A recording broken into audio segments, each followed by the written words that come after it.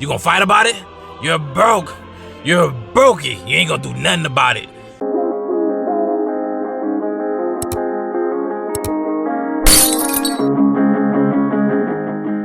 We've all at some point been a victim to our circumstances, and some more than others.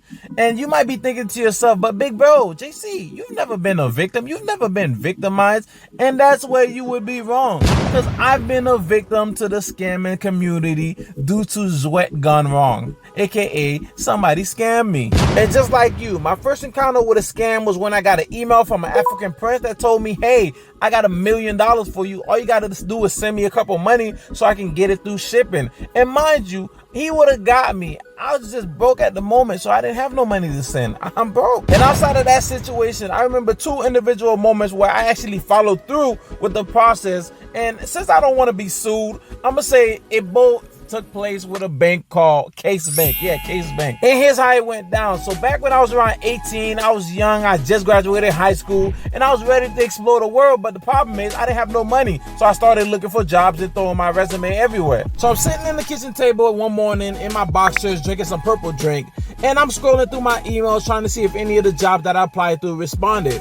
And one of them caught my eyes and I clicked on it and it said something about becoming a secret shopper. And for those of you who don't know what a secret shopper is, basically these people send me some money. I go into a restaurant of their choosing. I order whatever they tell me to order. I eat out, I rate it, and then I get paid for it. That's all I'm doing, eating and getting money. And as you can imagine, I responded immediately, giving these people my personal information so that way they could get me this job ASAP. I got an email right away, so I start reading and they talk about, thank you for responding and congratulations, my friend. My name is Jordan Michael and I am the senior executive of Shopping in Secret. Please send us a copy of your information below and one of our hiring managers will reach out to you momentarily. So for the 99.9% of you, you can already see where this is going. But for me, I saw the vision, I saw the money, so I'm like, why not? And I sent them my info and they gave me instructions. And to make it easy for you and sum it up, they was gonna send me a check, I was gonna take that check, deposit it into my bank account, take that money out, put it in a Visa card, send them the picture of the back of the Visa card, and then they'll send me money to go shopping and enjoy life. Easy. Now let's stop the story here because I can feel you judging me through this screen. Like,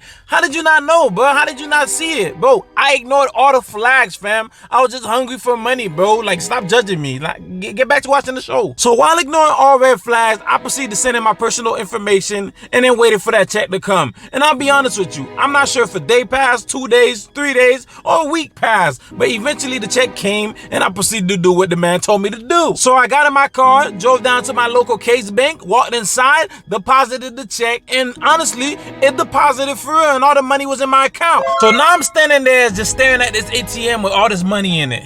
And then I started slowly coming back to my senses. And I'll be honest with you, it was not fear that brought me back to my senses. It wasn't common sense. It wasn't even empathy, bro. It was greed.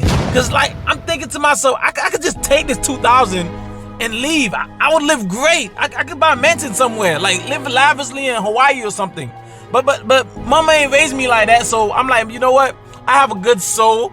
I'm gonna let it sit. I'm gonna sit on it for a day, and then tomorrow, if I'm still greedy, I'm taking it.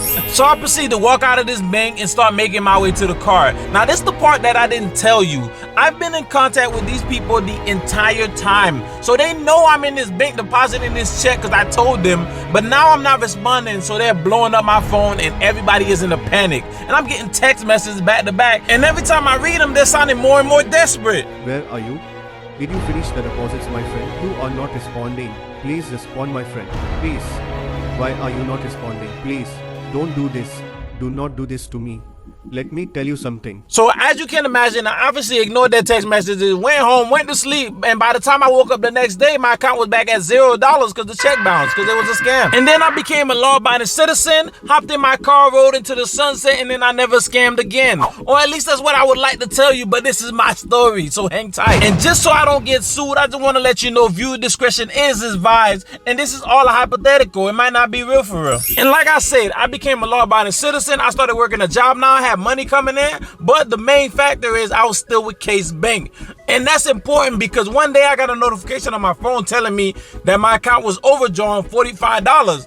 Mind you, there's no money in my account. It should have been at zero. So why is it getting overdrawn? So I proceeded to pick up my phone and I called Case Bank so I can see what's going on. Thank you for calling Case Bank. This is Mr. S speaking. How can we help? Yeah, so I was just looking through my account and I noticed my account was overdrawn $47 and I was trying to figure out why. All right, I can help you with that. So I'm looking to enter your account and I see that there was a pending transaction, and when it pended, there wasn't enough funds, so that's what made it go into overdrive. All right, so my issue is I had $10 in my account. I haven't used my account in about 4 days, so I'm not understanding how my card got overdrawn. Plus, I don't use my card unless I know there's money in there. So if I'm spending $25, I check my card, make sure there's money in there, and then I spend it, and then the money comes out.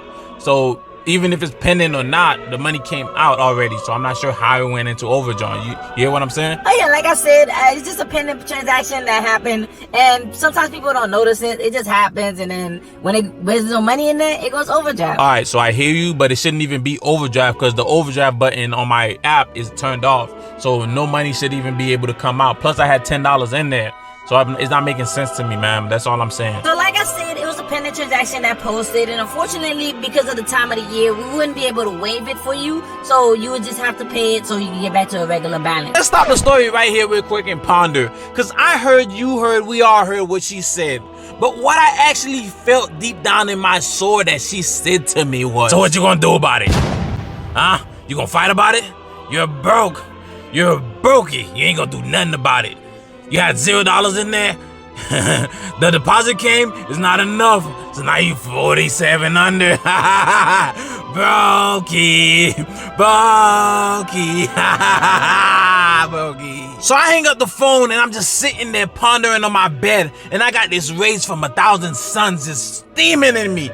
And I started looking through my phone contacts because I know this one scammer guy. And I called him and he picked up and I told this man, hey man, I got a case for you, bro. What can we do? He told me he can get 10 bands in it next day. I said, a bet. Tell me where to meet.